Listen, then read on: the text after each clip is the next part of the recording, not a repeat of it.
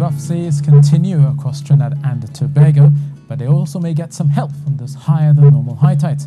We're likely to see a spring tide as we go through the full moon, but it may well be stronger than usual, all courtesy of the fact that basically the moon will be passing closest point to the earth as you go through tomorrow and next few days, so therefore the tides will likely be higher as you go through next few days as well.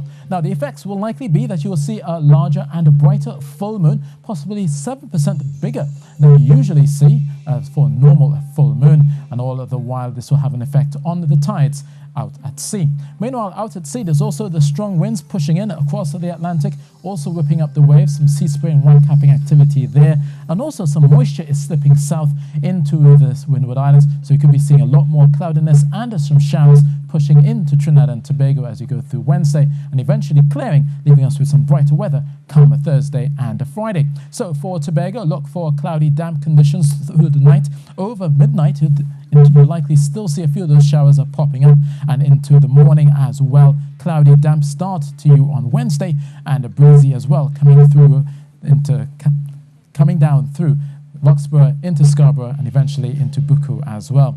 Now for eastern areas, the breeze will be a factor from Toko coming into Guayagari as is usual, but you will also notice a lot more cloudiness and those showers coming into Maraval, Port of Spain, slipping south into Chaguanas and Presal, and eventually further south across the central range down into San Fernando, Icarcus, and down towards Point Fortin as well. So looking for cloudy, breezy conditions at times, and those showers coming and going as you go through your day. So be mindful of that.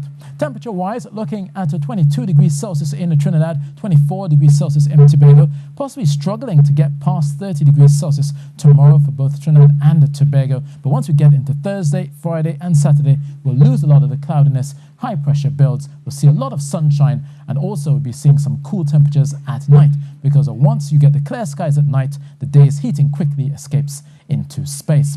Now we're talking about the rough seas, which will continue through Wednesday. Obviously, if you're small craft, be mindful about this. We're looking at waves over 3 meters out in the Atlantic and higher, especially along those northern and eastern shorelines, and we're keeping those winds strong from the northeast to east at 20 knots, and also looking at northeasterly swells of 8 seconds as you go through your Wednesday. Now we're talking about the spring tide, the fact that the tides will likely be higher than normal at 4 a.m. and at 4 p.m. Across the Eastern Caribbean, it's mostly settled in terms of high pressure. Out towards the west, we continue to see a long line of cloud and the showers that will persist across parts of Jamaica as they go through the next few days, but they should avoid Kingston, partly sunny and 31 degrees Celsius there. Lots of sunshine for the Eastern Caribbean, not much chance of showers there until you get past Barbados into St. George's, Grenada, and eventually down to Trinidad and Tobago as well. So look for those showery spells tomorrow, and also the rough seas continue. So that's your weather, and that's it from me.